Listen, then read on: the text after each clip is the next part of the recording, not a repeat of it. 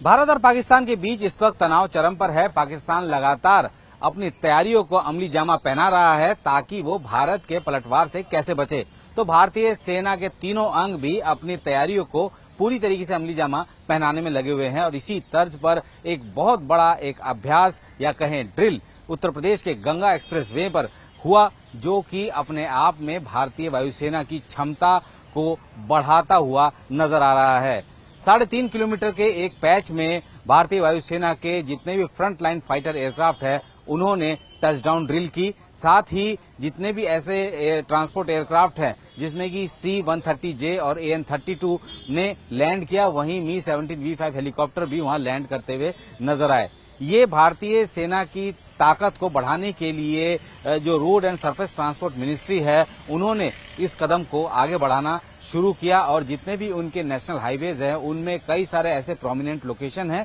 जहां इस तरीके के हाईवेज पर एयर स्ट्रिप को तैयार किया है और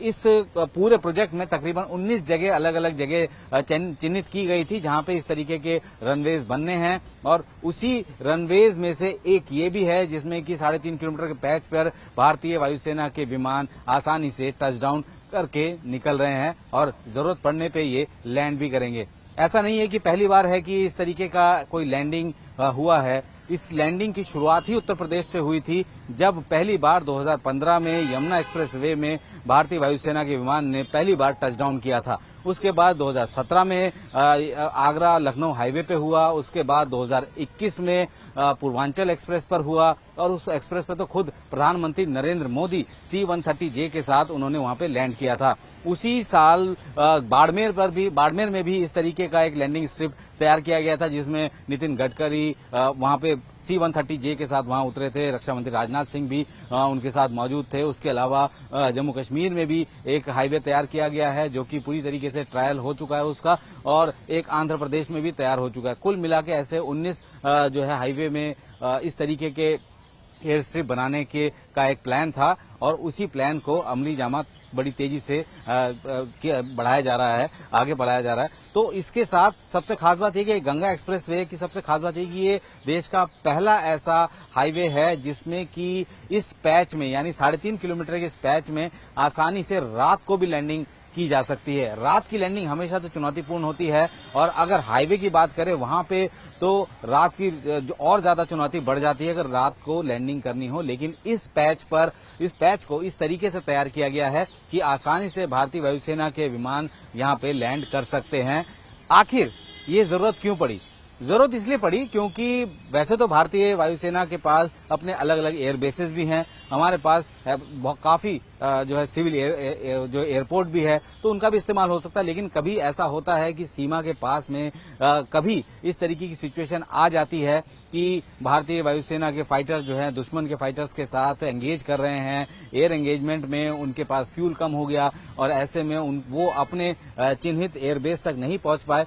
तब इन एयर बेसेस का इमरजेंसी लैंडिंग स्ट्रिप का इस्तेमाल होता है। उस वक्त भारतीय वायुसेना के फाइटर्स आसानी से वहां पे लैंड कर पाएंगे। दूसरी चीज ये भी है कि अगर कोई राहत बचाव का कोई काम कुछ करना हो, किसी तरीके से कोई प्राकृतिक आपदा है और ऐसे में वहां लोगों को इवैक्यूएट करना हो या रसद वहां तक पहुंचानी हो, सहायता पहुंचानी हो, तब भी इन रनवेज का इस्तेमाल हो सकता है, इन छोटे छोटे एयर स्ट्रिप का इस्तेमाल हो सकता है। यहाँ पे आसानी से जितने भी ऐसे एयरक्राफ्ट है वो जो कि ट्रांसपोर्ट एयरक्राफ्ट में उतर सकते हैं और इस ऑपरेशन को अंजाम दे सकते हैं। इस वक्त जो गंगा एक्सप्रेस वे में ऑपरेशन में इन्वॉल्व हैं उसमें रफाल है, उसमें सुखोई है, उसमें जैगुआर है, MiG-29 के है, ये सारे जो है फ्रंटलाइन फाइटर एयरक्राफ्ट हैं। इसके अलावा C-130J सुपर हरक्यूलिस और AN-32 के साथ साथ Mi-17V5 हेलीकॉप्टर भी अपने ऑपरेशन को अंजाम दे रहे हैं। ये ऑपरेशन देखकर पड़ोसी मुल्क जो कि पहले से ही डरा हुआ है उसके डर में और ज्यादा इजाफा जरूर हो रहा होगा। हालांकि पाकिस्तान ने भी अपने इलाके में इस तरीके के दो जो है उनके जो मोटरवेज हैं वहां पे इस तरीके के 2 स्ट्रिप जरूर बनाई हैं, लेकिन वो बिल्कुल नाकाफी है और भारतीय